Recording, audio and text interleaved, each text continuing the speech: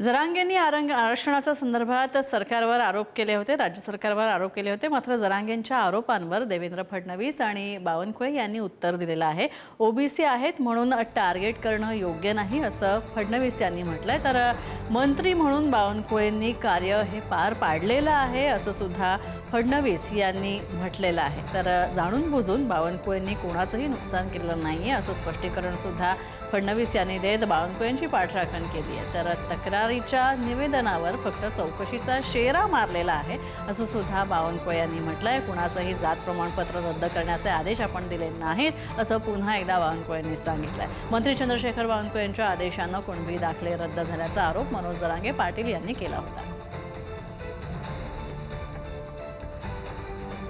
केवळ एखादा मंत्री ओबीसी आहे म्हणून त्याला अशा पद्धतीनं टार्गेट करणं हे योग्य नाही. हे महाराष्ट्राला शोभणारं नाही, हे कोणालाही आवडणार नाही. आणि माझं तरी मत आहे की बावनकुळेंनी कुठलंही इंटेन्शनल या ठिकाणी याचं रद्द करा, याला द्या असं केले नाही. मंत्री म्हणून जे कर्तव्य होतं ते केलेलं आहे, त्याच्या पलीकडे त्यांनी काही केलं नाही.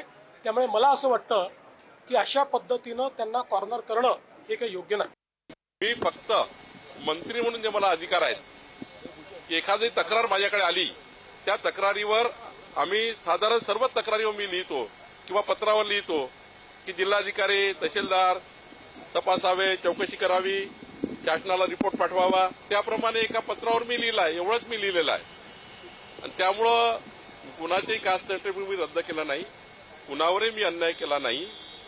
उलट आमच्या महसूल प्रशासनाने 22,20,000 जातीचे दाखले कुणबी समाजाचे, मराठा कुणबी समाजाचे या राज्यामध्ये दिलेले आहे आणि तो डेटा वेबसाईटवर आहे. त्यामुळे आम्ही कुणावर अन्याय करू शकत नाही. सर्व समाजाकरता आमचं सरकार हे खऱ्या अर्थाने काम करत आहे.